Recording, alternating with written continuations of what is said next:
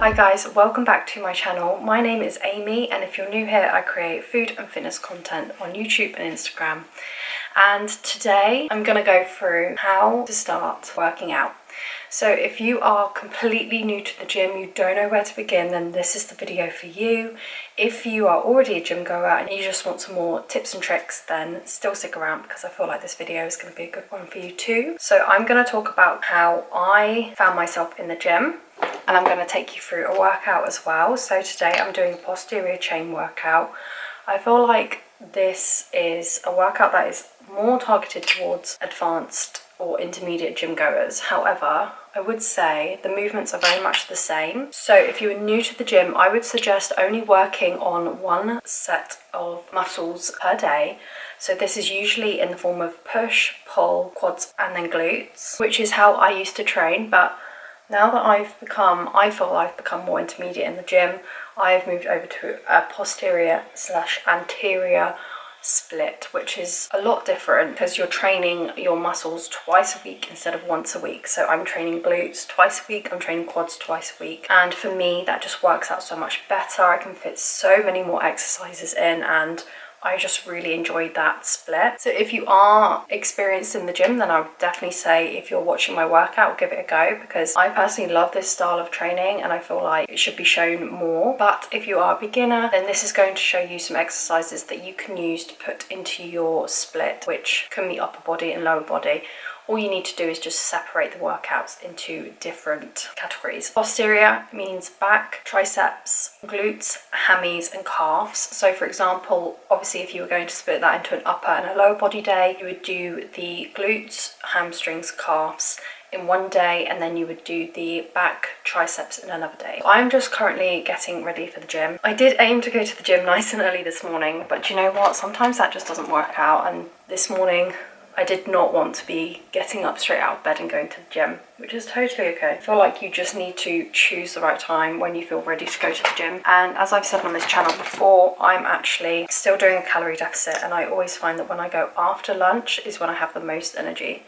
So that's another thing if you're a beginner in the gym. I would say if your goal is weight loss, then you should actually be eating at maintenance when you first start going to the gym. And the reason for that is your body is not used to working out, and actually just by starting working out, you're going to burn so many more calories than your body's used to, and ultimately you will lose weight. However, if your goals are not weight loss, then just stick around maintenance, maybe eat a surplus for a couple of weeks to see how your body reacts to working out. So the first thing you need to do when you're thinking about going to the gym is find your motivation, find your why. Why do you actually want to go? Why do you want to put so much time and effort into going to the gym and spending an hour to an hour and a half, probably 4 to 5 times a week? And I think this is really important. So for me personally, I started going to the gym about 5 years ago. I was going to the gym around uni. I would go in, do one session, feel really good, come out, and then not go to the gym for another week or two. And I really got stuck into that pattern of not following through with my workouts, which actually really slowed down my progress. And it's only within the last 2 years that I've actually become really dedicated and consistent with going to the gym. You will not see results unless you are consistent when going to the gym. That is just fact, which is why your why is so important. So your why should not be about physical appearance. It should be about a fundamental difference in how you want to feel, or how you want to feel about yourself. So for example, if your why is I want to lose weight, that's great, but it's probably not going to allow you to motivate yourself and stay consistent in going to the gym. You need to think about a deeper, more emotional reason. So I want to lose weight because I want to feel better about myself. I want to feel good about myself. I just love the way that the gym makes me feel. I love how I'm so much more confident because I go to the gym. I feel so much stronger, and that's my personal why. So that makes me determined to go to the gym every single week, 4 to 5 times a week. Step 2 is then actually honing in on a program. So for me personally, I used the Evolve You app, which was really, really good, especially when you're a beginner, because all your workouts are planned. You know that you're hitting all the muscles you should be hitting, and you know that you're not missing anything out. So I definitely recommend that app if you are a beginner. I personally don't use it now because I really do understand my body. I don't feel like I need to have an app to plan my workouts, and also I prefer doing it by myself now. Okay, so you figured out your why, you've figured out how you're going to do your workout, you've made a training plan, you've made a training split. So what do you do now? So now it's actually fitting the gym around your schedule. So obviously everyone is different, everyone has a different schedule. Me personally, I work around 4 days a week as a junior doctor. Some days I have to go to the gym before work. Not every day, because that's unrealistic for me, but some days I do. And even though it's super, super hard to motivate yourself, wake up early in the morning and go and do a workout, I still do it because I just feel so much better for doing it before I go to work. So I would say try to do a couple of sessions before going to work and do a couple of sessions on your days off, or perhaps after work, depending on how you work best. I personally am more of a morning person, so I work better in the mornings. I'm just gonna set this makeup because it's gonna get sweaty today in the gym. So the next thing is probably a major reason that people, especially women, stop going to the gym, and that is dealing with gym anxiety. So this is something that even myself, after about 5 years of training, I do still feel anxious in the gym sometimes. My anxiety gets heightened, and some days are just not good for the gym in that way. Some days I just want to leave as soon as I go into the gym, and I think a lot of it is to do with the loudness of a gym, the people in the gym, how confident you're feeling in yourself that day.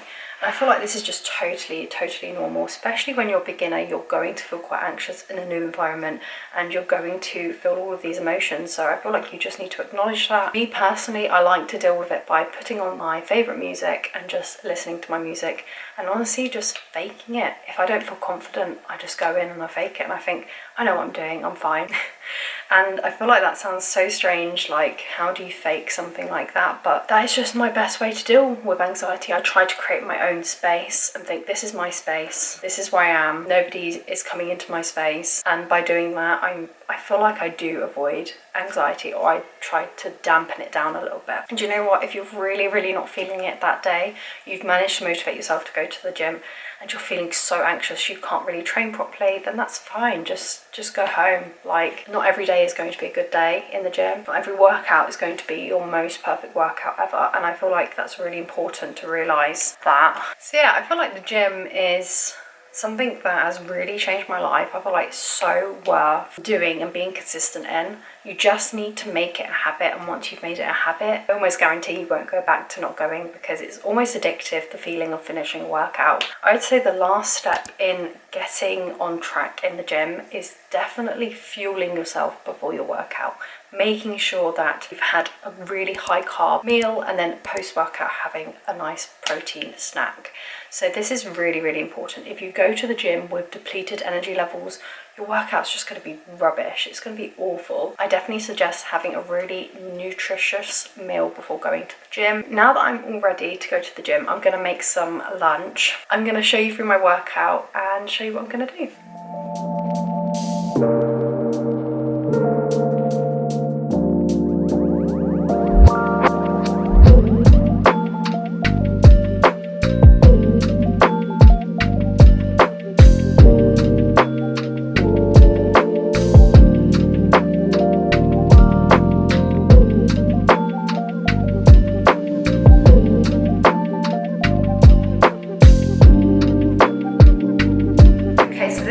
Posterior chain workout, which means that we are going to be exercising all of the muscles on the back of your body, so the back, triceps, glutes, hamstrings and calves. Always do a warm-up before you get into any sort of movement. I like to do one warm-up exercise on my back, one warm-up exercise on my glutes/lower body. So here I'm doing crab walks with a resistance band. It's so nice to do these before going into a glute heavy exercise, because it really does start to engage the glutes. And notice how I was crouching down as well to make sure I'm really engaging the glutes. Then I'm doing some shoulder dislocations. I like to use a nice long bar for this, and it just really warms up my back well enough for my workout. Always do a warm-up, because if you do not warm up those muscles, you are increasing the risk of injuring yourself, and obviously you don't want to do that when you're getting started in the gym. Then I'm moving into my first compound. This is an RDL, a Romanian deadlift, and here you can see I'm warming up with no weights on the barbell. I'm holding the bar shoulder width apart, and all I'm doing is slightly pushing my bum back with a slight bend in the knee, coming down to a suitable range of motion for me, which is about just halfway down my shin, and then I'm pushing back up. Then I go straight into my heaviest weight. This is how I like to train. So I do my heaviest weights first for 8 reps, then I put the weight down and do 12 reps. And this is just how I personally like to train. I like to put the most energy I can into the heaviest weight, then I really know how much I can actually lift. And a tip with RDLs is when you're coming down, you're trying to spread your feet out the most. When you're coming up, you're trying to push against your heel. That is going to really engage the glutes.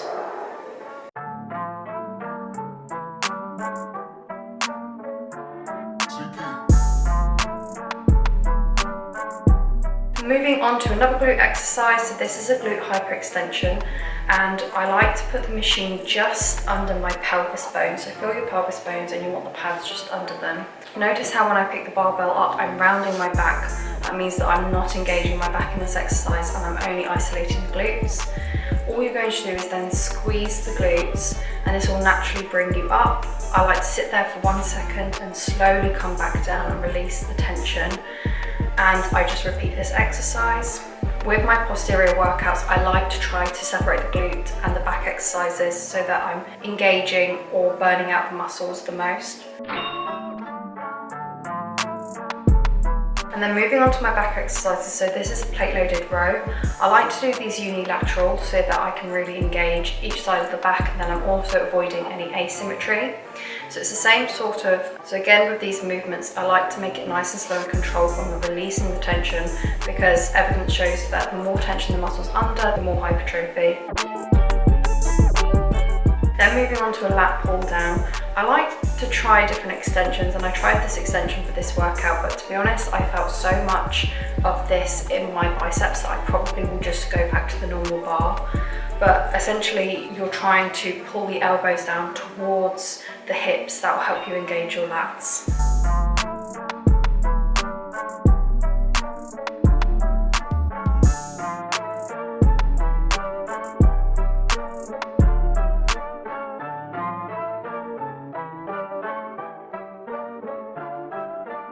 Then going back into some more glute exercises. So this is a glute kickback. Notice how I'm bringing my knee right up into my tummy when I'm coming back down. This is because this is going to stretch out the glute the most, and this basically allows you to put even more tension onto the glutes. So you will see some people do a straight leg kickback. I personally prefer to do these because I'm stretching out the glutes more. And also notice how my back is staying completely straight. I'm just trying to push the movement through my glute rather than involving the rest of my body. And obviously switch on the other side. Again, we do these unilateral movements to prevent any asymmetry.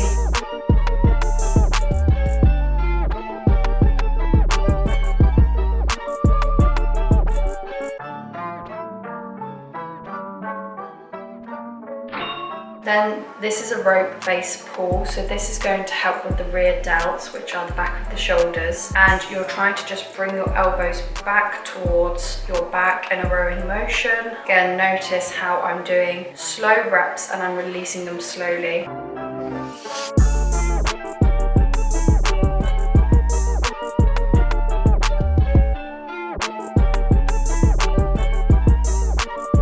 And then finally, I'm finishing off with a superset. So this is a rope tricep extension. I prefer the rope for these exercises because it allows you to push past your hips. You want to keep your elbows tucked in towards your body, and you're trying to pull down with your tricep. And again, a lot of people stop at the 90-degree mark when they're coming back up. However, I like to come back up a little bit more because that is stretching out the tricep even more, which evidence has shown that that will increase your hypertrophy if you stretch out the muscle during negative pressure. I supersetted this with as many reps as possible for calf raises, just body weight. This really burns out my calves, and obviously do not forget calves when you're doing these exercises.